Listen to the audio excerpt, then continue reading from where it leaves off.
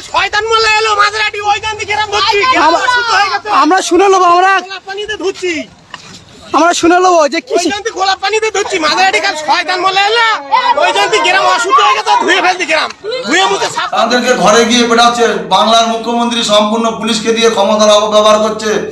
যেন শোষক পোকাটা না লাগে তার জন্য ফেলাইন দিয়ে, তার জন্য গোলাপ জল দিয়ে, তার জন্য স্যানিটাইজার দিয়ে পরিষ্কার করা হচ্ছে।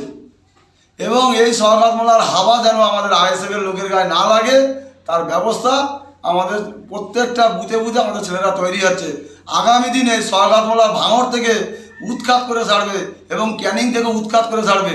কত বড় বাপের বেটা হয়েছে আইএসএফ এর শেকড় করাবে, তোমার শেকড় উপড়ে দেবে আগামী দিন ভাঙড়ের মানুষ, ক্যানিংয়ের মানুষ। তুমি তৈরি থেকো সওগাত মোল্লা, তোমার অবস্থা কি হবে গণতন্ত্র প্রক্রিয়ায় ভাঙড়ের মানুষ তোমার জবাব দেবে। সে বলে যেখানে কিছু নেই তাই এত ফাটছে কেন ওনাদের? এত সওগাত মোল্লা 8টা-10টা গাড়ি নিয়ে ছুটছে কেন? প্রত্যেক বুথে বুথে মিলিয়ে কেন এত করছেন? ওনাদের তো সব, ওনারা কলা গাছের টাকা, 100 দিনের টাকা, ঘরের টাকা সবাই মেরে দিয়েছে। তাহলে ওনাদের থেকে মানুষ মুখ ফিরিয়ে নিয়েছে কেন? কেন মুখ ফিরিয়ে নিয়েছে? এটাই সব থেকে বড় প্রশ্ন।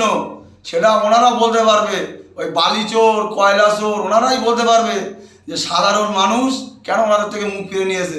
কেননা এনারা একটা ফকিরকেও ছাড়ে না, একটা বাজারে চার দোকান করবে তারাকেও টাকা দিতে হবে।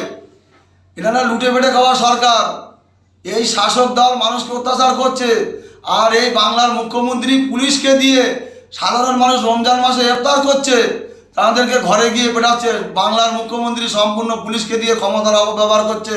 তবে বাংলার মুখ্যমন্ত্রী একদিন বুঝতে পারবে যে আজকে ওনার অবস্থা কেমন হবে, সেটা উনি বুঝতে পারবে।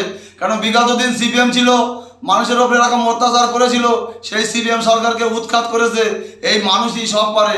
আর আমরা কোনো নাচনেওয়ালি, কোনো শুটিং করা মেয়ে ছেলে আমরা এইসব দেবো না। আমরা দেবো জনগণের জনপ্রতিনিধি, যারা মানুষের জন্য কাজ করবে, যারা মানুষের হয়ে কথা বলবে, যারা মানুষের পাশে দাঁড়াবে।